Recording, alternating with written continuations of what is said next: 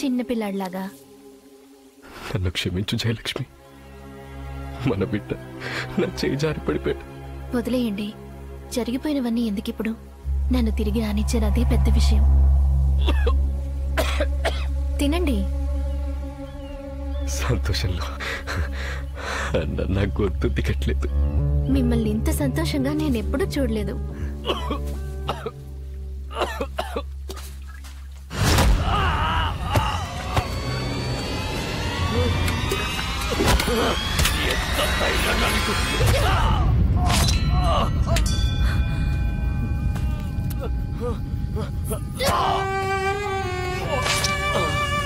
జయలక్ష్మి, నా కొడుకు కూడా ఇలాగే అల్లాడుంటాడు కదా.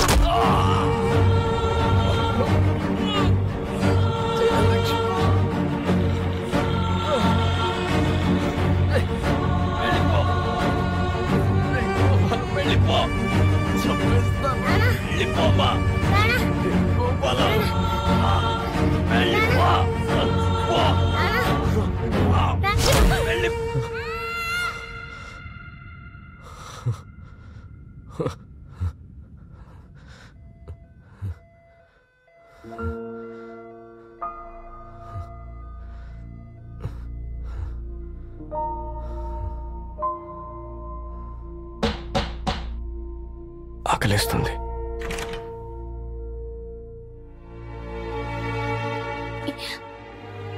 నాకు భయంకరమైన కల వచ్చింది. 1 second. Hello. Hi Sharwanand. Hello భాయ్, ఎలా ఉన్నావురా? బాగున్నాను భాయ్. నాకు ఒక చిన్న హెల్ప్ కావాలి. ఇప్పుడు మాట్లాడొచ్చా? చెప్పరా, ఏంటి విషయం? సుమారు 40-50 ఏళ్ల క్రితం కృష్ణా నదీ తీరాన శర్మ, గోపాల్ అనే 2 వ్యక్తుల్ని హత్య చేసి చంపేశారట. దాని డీటెయిల్స్ నాకు చెప్పగలవా? నేను నా కలలో నా పూర్వజన్మ మొత్తం చూశాను. ఇప్పుడు జరిగే వాటికి ఆ శర్మే కారణం. ఆ శర్మని కొడుకుని చంపలేదు. అతని శర్మ కొడుకు కాదు. నేను కల్లో అంతా చూశాను. నువ్వు శర్మకి విషం ఇచ్చి చంపావు కదా, అందుకే శర్మ నేను చంపాలనుకుంటున్నాడు. You're not safe here. You're not safe here. Sharma నా ఒంట్లోకి వచ్చి నేను ఎలాగైనా చంపాలని ట్రై చేస్తున్నాడు. ఎలాగైనా తప్పించుకో ప్లీజ్. ఇక్కడి నుంచి వెళ్ళిపో. You're not safe here.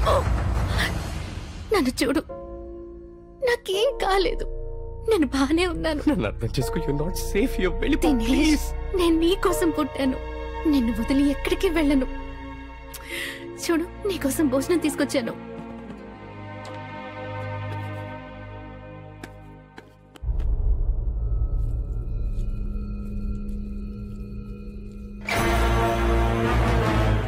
మిమ్మల్ని ఇంత సంతోషంగా నేను ఎప్పుడూ చూడలేదు. తిను. వద్దు. తిను. నాకొద్దు. నాకొద్దు. కొంచెం తిను. నాకొద్దు. కొంచెమే. వద్దు. వద్దు. వద్దు.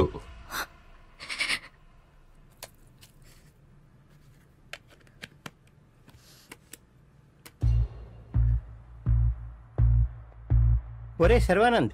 హలో భాయ్. నువ్వు చెప్పిన మాదిరిగానే 64 సంవత్సరాల ముందర కృష్ణా నదీ తీరంలో 2 హత్యలు జరిగాయిరా.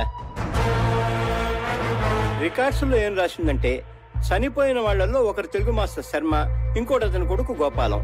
ఈ హత్యతో సంబంధం ఉందనుకుంటున్న శర్మ భార్య జయలక్ష్మి ఆమె ప్రియుడి నటరాజ్తో కలిసి పారిపోయిందట్రా.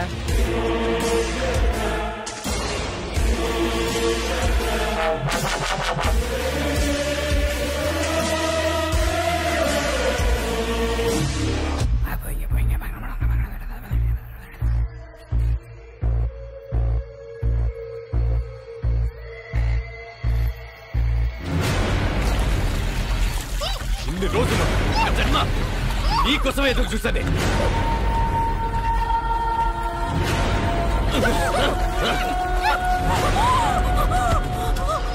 జయలక్ష్మి,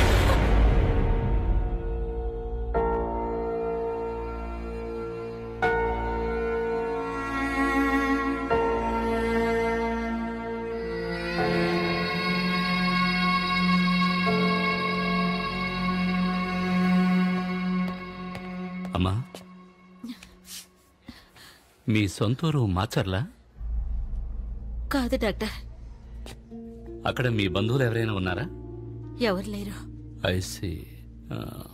దినేష్ ఎప్పుడైనా మాచర్లో వెళ్ళాడా? అక్కడ అతనికి ఎవరైనా తెలుసా? వాడు పుట్టి పెరిగిందంతా హైదరాబాద్లోనే. నాకు తెలిసి వాడెప్పుడు మాచర్లు వెళ్ళలేదు.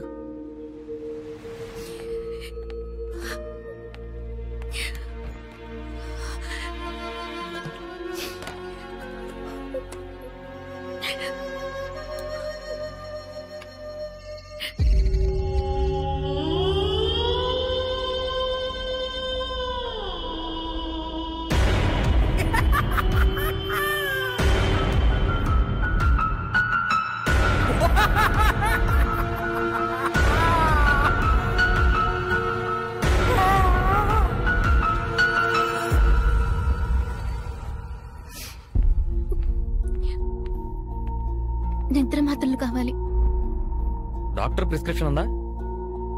లేదు, నేను ఈ హాస్పిటల్లోనే ఉంటున్నాను. లేదమ్మా, డాక్టర్ ప్రిస్క్రిప్షన్ లేకుండా ఇవ్వకూడదు. వెళ్ళి తీసుకురా.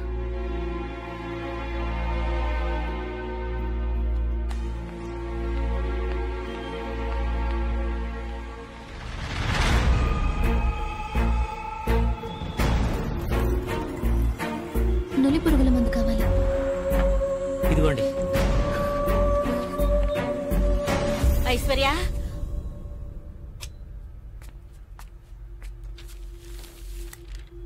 అత్తయ్య నన్ను క్షమించండి. దినేష్ ఇలా అయిపోవడానికి కారణం నేనే. నేను ఇక్కడే ఉంటే దినేష్ ఇంకా ఏమైపోతాడో, అందుకే నేను వెళ్ళిపోతున్నాను. వీలైతే నన్ను క్షమించండి. ఏమ్మా మా ఐశ్వర్యం చూసావా? చూడలేదండి.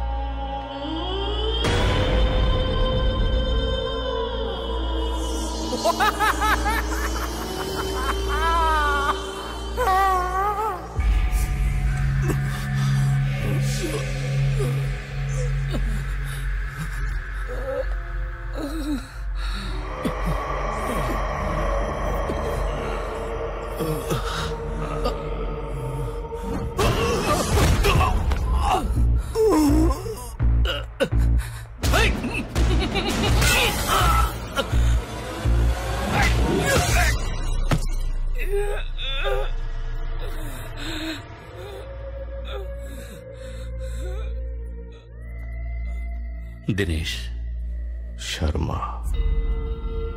భేదాళుడు. ఓకే శర్మ, దినేష్ నీ గురించి అంతా చెప్పాడు. నువ్వు ఇప్పుడున్నది దినేష్ శరీరంలో, నీ తర్వాతి జన్మలో దినేష్కి ఇప్పుడు ఒంట్లో బాగాలేదు. నువ్వు అలౌ చేసావంటే ఈ ఇంజెక్షన్ నీకు చేస్తాను.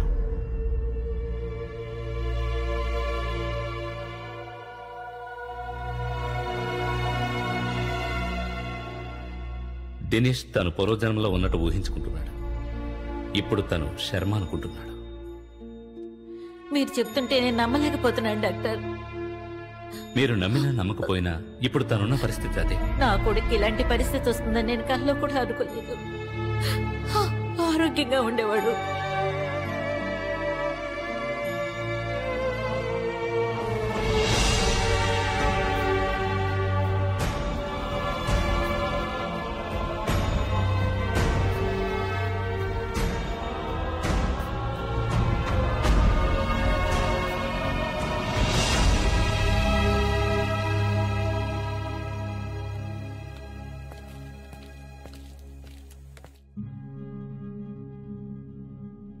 దినేష్,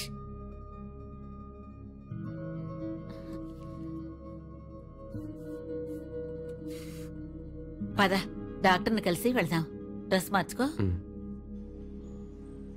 ఈ రికార్డ్స్ ని ఫ్యూచర్ రెఫరెన్స్ కోసం ఉంచుకోండి. 6 నెలల తర్వాత రివ్యూకి రండి.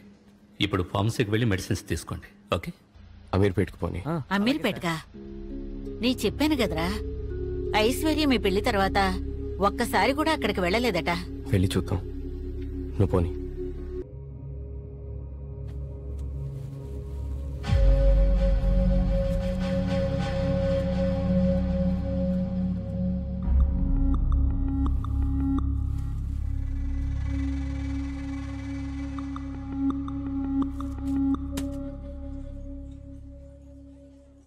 ఏమయ్యా దినేష్, మీకు పెళ్ళై ఇన్ని రోజులయ్యింది కదా, వాళ్ళ బంధువులెవరూ నీకు తెలీదా?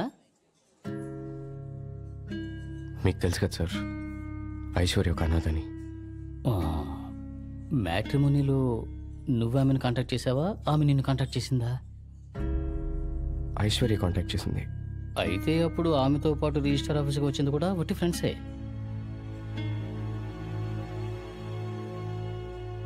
సరే ఓకే, ఇవన్నీ నువ్వు మనసులో పెట్టుకో మాకు. సరే, నేను నీతో తర్వాత మాట్లాడతాను.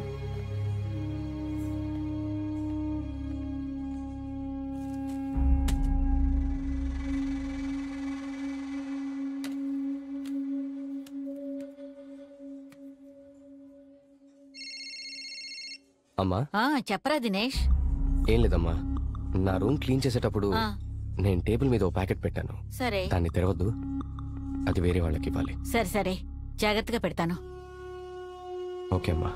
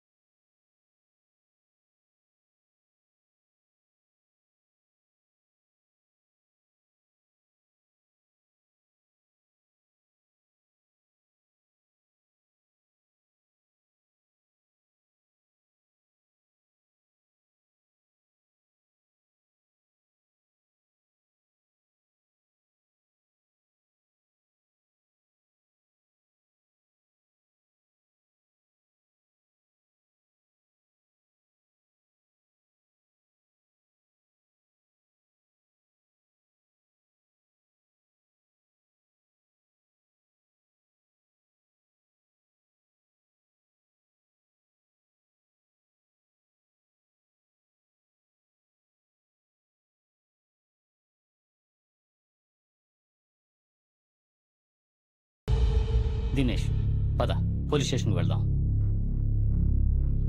పోలీసులు వద్దు సార్. ఏంటయ్యా దీన్ని పట్టించుకోకుండా అలాగే వదిలేస్తావా? వదలను సార్, వదలను.